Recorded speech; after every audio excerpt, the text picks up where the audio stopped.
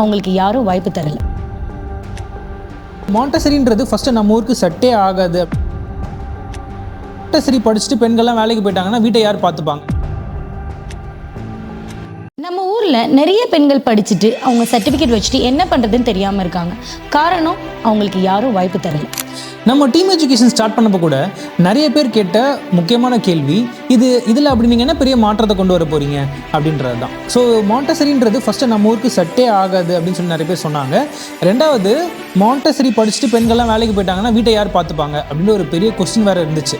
So இந்த மாதிரியான விஷயத்தெல்லாம் ஃபேஸ் பண்ணி தான் இவ்வளோ தூரம் நம்ம வந்து சஸ்டைனபிளாக வந்திருக்கோம். அண்ட் திரும்பி பார்க்கும்போது இவ்வளோ கஷ்டங்களுக்கு கண்டிப்பாக ஒரு வேல்யூ இருக்குது. சில சமயம் நெகட்டிவ் தாட்ஸ் நம்மளுக்கு நிறைய வந்திருக்கு. ஸோ ஏன் இதை பண்ணுறோம், எதனால அப்படின்ற கொஸ்டின்ஸ் நம்மளை வந்து நிறைய எழுப்புனாங்க. ஸோ அதனால் என்னென்னா நிறைய டைம் நம்ம நைட்லாம் பேசியிருக்கோம் இதை பற்றி எப்படி பாசிட்டிவாக எடுத்துகிட்டு போகிறோம் அப்படின்ற மாதிரி நிறைய தாட்ஸ் இருந்தது நம்மளுக்கு.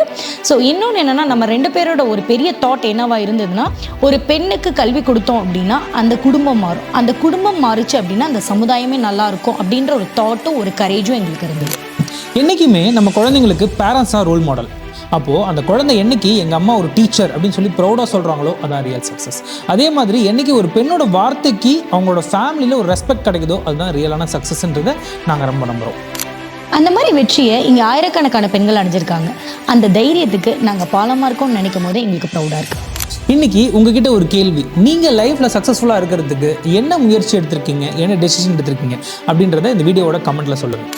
உங்களோட ஒவ்வொரு வார்த்தையும் இன்னொருத்தருக்கு இதை பார்க்குறவங்களுக்கு தைரியத்தை கொடுக்கும். டீம் எஜுகேஷன் இது ஒரு இன்ஸ்டியூட் மட்டும் இல்லை, இது ஒரு பெண்களுக்கான மூமெண்ட். நாங்கள் team, together everyone can achieve more. நம்ம டீம் எஜுகேஷன் பேஜை மறக்காமல் ஃபாலோ பண்ணுங்கள். உங்கள் ஃப்ரெண்ட்ஸ் அண்ட் ஃபேமிலிக்கு இது ஷேர் பண்ணுங்கள்.